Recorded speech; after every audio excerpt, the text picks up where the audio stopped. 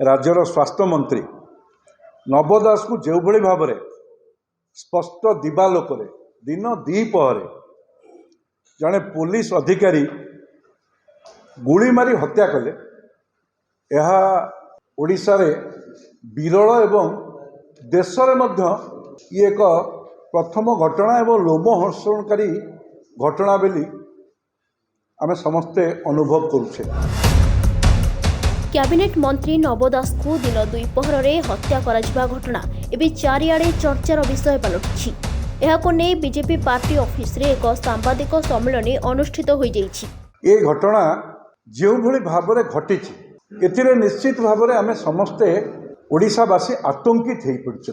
सरकार एटी पंगु हैला भली लागुछि। कैबिनेट रो जड़े मंत्री ये पुलिस ऑफिसर गुली रे प्राण त्याग करुछंती। मुख्यमंत्री आर तदंत विषय कौनसी वक्तव्य रखी नांती। तेबे एही घटनार सीबीआई तदंत पाई मुख्यमंत्री निर्देश दियंतु बोली बीजेपी राज्य सभापति समीर महांती एही प्रेसमिट जरिया कहिसंती। जड़े कैबिनेट मंत्री हत्या घटनास्थल को पुलिस डीजी गले ना होम सेक्रेटरी अहेतुक नीरवता अवलंबन कर जना पड़ुछि कोठी ना कोठी सरकार को किए चलाउछि ये प्रश्नवाची सृष्टि होइछि।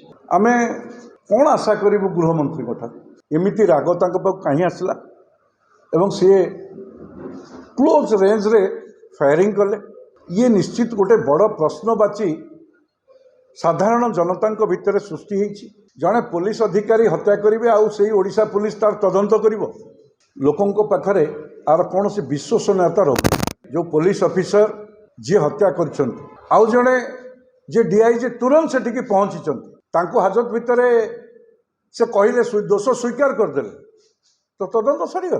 साधारण नागरिक पे न्याय रहा दरकार भारतीय संविधान जहाँ कहूँ अनेक प्रश्नवाची सृष्टि कर संपर्क में तो से दृष्टि जड़े तृतीय पक्ष भाव में सीबीआई को तदंत भार दिंतु निज तरफ भारतीय जनता पार्टी पक्षर निवेदन करुच्ची मुख्यमंत्री गृह विभाग दायित्व दीर्घ दिन धरी रखा पर ओडिया लोकंकर सुरक्षा पाई निज विभाग स्वच्छता पाई सीबीआई को तदंत दिंतु अति शीघ्र दिंतु प्रमाण नष्ट करने सुजोग आउ दिंतु ना यह हूँ मोर मुख्यमंत्री पाखरे दाबी एवं मुख्यमंत्री को मुझे ए दिगरे तांको स्वच्छता बजाय रखा नैतिकतार प्रमाण देवाई राज्यवासी पाखरे से तुरंत दिंतु एतिकी दाबी करुच्ची।